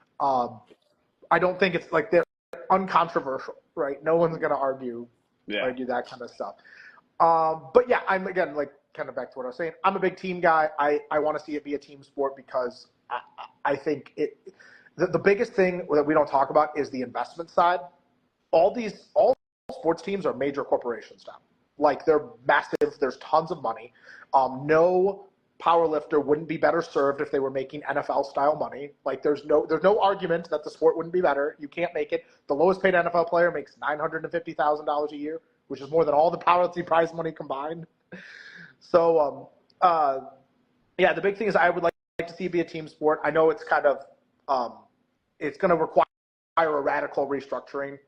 Basically, because would it be things like, for example, I guess, there's two initial ways that come to my mind. I guess one would just be team total, right? Like taking totals of across 3 weight classes. But the other thing I would think like you have one dude that's just squatting, one dude that's just doing bench, one that's just doing like how would you want to go about that? So the biggest thing, the most important thing, first off, is co-ed teams. Co-ed teams, I think, is the coolest thing. I think I want men and women on the same team. I want to be able to go to ESPN and be like, how would you like a sport where men and women can compete against each other? Right? You don't gotta watch the WNBA or the NBA. You get to have your cake and eat it too. You get to watch both.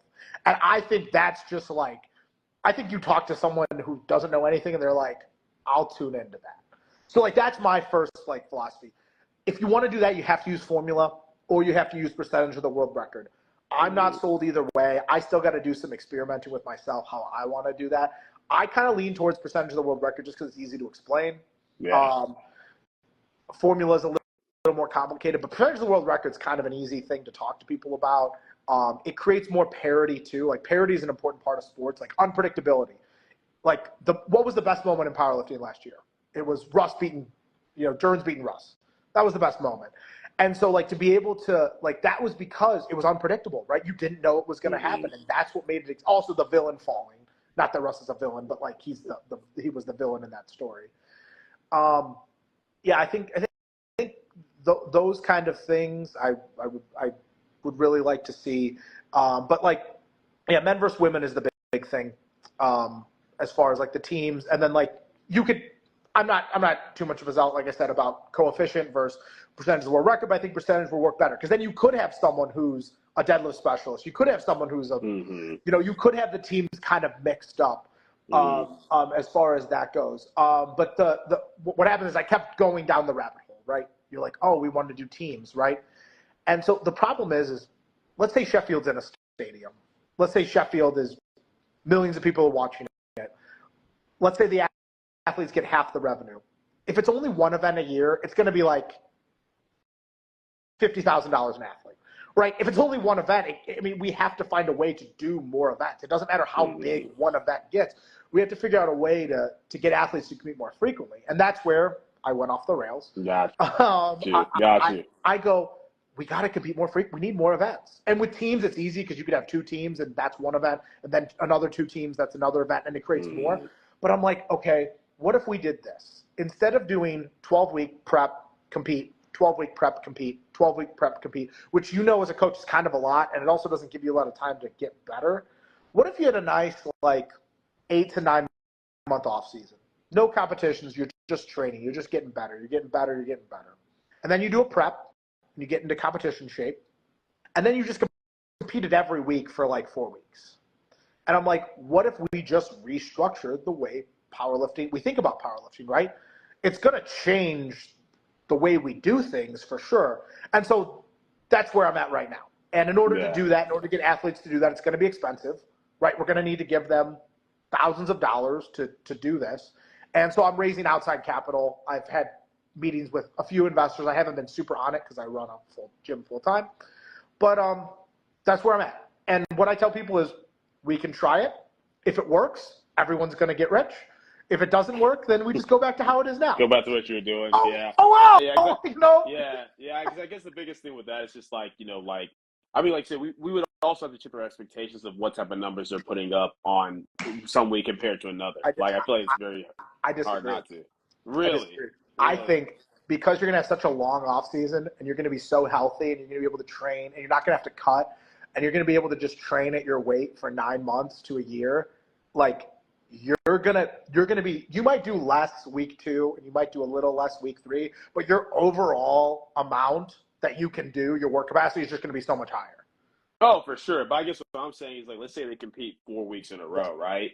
One of those weeks is just going to be so much better than the other 3, like by a pretty large margin. You don't, because it's, unless you adjust things to kind of spread it out more evenly and do that intentionally, which you could. But I don't know if that's as entertaining at that point because it's kind of like no, but that's because you're thinking of powerlifting as a sport where, how much weight are they going to lift, as opposed to a sport where it's 2 teams going against each other. That is right. It's true, and it changes the kind of people watch sports for competition. Like even if it was individual, let's say it's not a team sport, but it does go every week. If you don't win, like let's say it was the current structure, if you don't win at Nationals week 1, you're not going to Worlds week 2.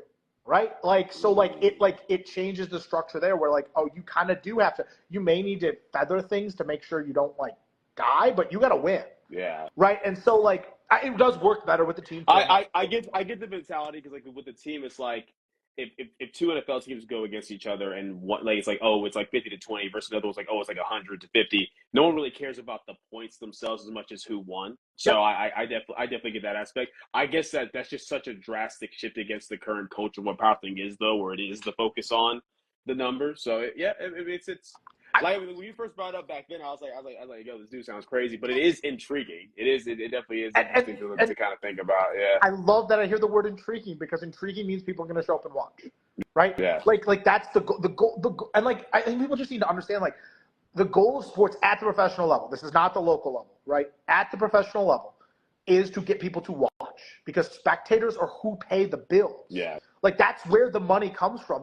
SBD is not putting up these prize pools because they like the sport. They're putting the prize pools because it gets the best athletes out there and it gets people's attention and they can sell products because of that. That's why they're doing this. And it's the same thing. We need to get people's attention and we need to get people to watch and get people to engage. So that's where everything comes from. That's the thesis. Now, the hardest part of anything is to actually do it. That's the hardest part. I can think about this all day long. I'm just the first person to think of it, right? It's doing it is really the hard part, and that's like I said, where we're at right now. But I'm glad I get to fully explain the logic. It's a lot better when you break it down like that. I guess the thing too, like you said, is there's just a lot of low-hanging fruit that we should have already done and need to do. I mean, something that I think would be really good, and I do like that SB does this to a degree, but they do kind of do the athlete build up into the media. They kind of do a little backstory, why, if we had a full documentary style type thing of someone's prep and get to see more of who this person is, their personality, what they do in the background, that makes it far more interesting. I think about somebody following Ashton around when he's in the military, was doing his PhD stuff, all that type of stuff, getting to know him more as a person and seeing the contrast of this calm demeanor and then seeing him just go crazy on the platform. That makes it more fun. Think about it with anybody when you're watching certain lifters, even people who aren't as competitive, you're watching your friend. Why? Because you're invested in your friend because you know your friend. So finding ways to get people to know the athletes better. And part of that's a personality thing. Some people are just more entertaining to watch on the platform in general. Some people just get on the bar and squat. Other people, they're getting hyped up. So also that's part of it. That's the same thing with every sport. I mean, some athletes are more personable than others. Some have better personalities. Some are deadheads. I mean, a lot of the top guys are deadheads just because, they're the best and they're locked in and they don't have to have a personality. Yeah. That's super. So as far as the documentary thing, I thought about that. I think it's just so I don't think I think it's so expensive. I just don't think it's practical. I think it's 6 figures. I think it would be at least $100,000. I would have to do a little I looked into it a little bit, but to do something one that's good enough so people watch it is just so expensive that I think it would be kind of tough. Yeah. But Ashton's Ashton's story would be great. Yeah. Or if you did one video, but you're covering say 3 to 4 different lifters, right? Pumping iron, pumping iron. Get that. What's Vlad doing? Is Vlad Come on, come do a powerlifting documentary. I think also the problem is, okay, oh, great, you do that documentary. Awesome. People get into the sport. When's the next event? Oh, it's a year from now. The next Sheffield's a year from now. It's just like circles back. It's like so for example, like Jesus had the greatest powerlifting performance. This is in terms of what it meant, in terms of the value, in terms of the performance, was the greatest of all time. He did not compete at his best for another calendar year. He sandbagged Worlds because he didn't have any incentive, and he never competed ever again. So it's like oh, Patrick Mahomes played in the opener, but then didn't play again till the next season. I mean, that's the thing too. Like I think two simple things we can do even before we get to some of the other stuff. It's like have more meets that incentivize these high level lifters to go do stuff. Have more like the Austin meets and stuff like that. That's gonna be good. And then also give lifters more incentive to go more all out at some of these meets versus just saving everything for Sheffield. Because yes, natural competition forces that to a degree, but not always. Like some people can really just come in and chill and sandbag and then just save it for Sheffield. So I think I've watched a lot of golf lately, and I think we could adopt some of the golf model stuff. So golf has a tour, right? Generally a tour. Has a bunch of different events across the tour, some majors, right, which are bigger events. And each golf tournament has a nice prize pool, and you pay an entry to come in. And then if you are in the top couple, you make a pretty good chunk of change. There's typically sponsors. There's lots of spectatorship. Depending on the golf course, it can be pretty good. So I have been sort of, because it's going to be so expensive and so expansive to do the team thing, I'm like, maybe we can do some smaller stuff in the middle that fits more into the current structure. So I have thought about that. It's just you have to be able to sell enough tickets to justify the prize pool because you have to make money. Like I can't just spit money into the void. Like there has to be a way. But I think there is. I think if we can get the right talent to an event to show up, and there's enough prize money to get that talent out, like I think 10K is the number. I think like a 10K first prize. I'm like, if I can do a 10K first prize, like 5K, 2K, like enough where if you lost, you'd still make your travel back. I think that would be enough where like you don't think Perk's coming out to win 10K like for a weekend, like that's what I want. If you're listening and at this podcast and you're a pro or you clip or tell me what it looks like. Like, what does it look like for you? Like, I want to know. Like, I want to know if it's even practical. Shoot me a DM. That's why I'm so disappointed with how things went with the Pro Series, like that USAPL was doing. Because when it first started, like just the potential of it and that first Michigan Pro meet, thing, like, oh man, it's just gonna be like this. Can I yell for a second? Go for it. They have all the money. Yes, they have the money to do this stuff.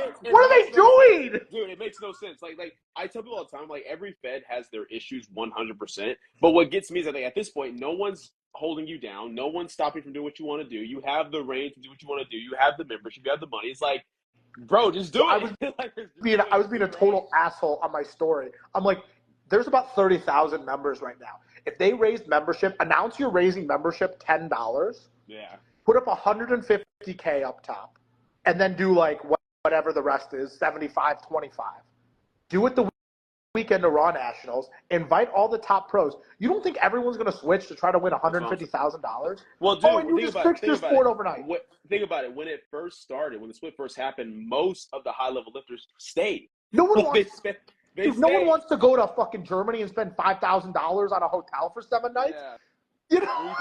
When you can stay and win 5 times that at a meet, and it's all hyped up. Yes. Carb and all that type of stuff. They dropped the ball so hard. I was so pissed about it. So some people don't necessarily know about this, but what really pissed me off about it was, I'll never forget, when they first were talking about the Pro Series, they brought on like me, Steve, Angelo, Bryce, Gentiles, a few people asking for ideas. And not only do we give them such good ideas, but I remember Steve, like, they give a full layout of like, hey, here's how you should do it. Here's what makes the most sense. Here's what not to do. And it's like the first 3 months, they're on it. It's like, oh, this is great. Then immediately after that, they start deviating and doing the very things you said, no, don't do that. Don't do that. What are you doing? And just making these mistakes over and over. And then, so sure enough, you see people trickling out more and more and more. And now it's the complete opposite of where it was. Like it's so crazy. Like you had the ball in your court, and I've never seen such an embarrassing, aggressive fumble. It was insane. Yeah, I'm genuinely curious what happened. I have a hypothesis. I don't have enough inside information to back it up, but I have a guess. I think that transgender lawsuit. Oh, I don't think. for sure. I think no that. way I think that torpedoed everything because I don't think people realize, like, one, there's the expense of defending that, which is the first thing. The second part is they still have yet to pay a judgment. So, like, if they're found guilty and then have to pay a judgment, I mean, I don't know. I can't imagine it, but probably an insurance I feel like that has to be it because when I look at, like, for example, when I look at not last year's Nationals, but the year before, and I'm like, I think it was like they gave over like $60K in total at that Nationals. To drop from that to like only thinking about like $11K this past Nationals, and then and when they did that, I'm like, okay, well maybe they're just gonna give way more in the Pro Series, and then they gave less than what they ever had for the finale. I'm just like, it has to be that. Yeah, I can't think of what else could be causing that type of financial detriment. To just basically quit, to like just lay down.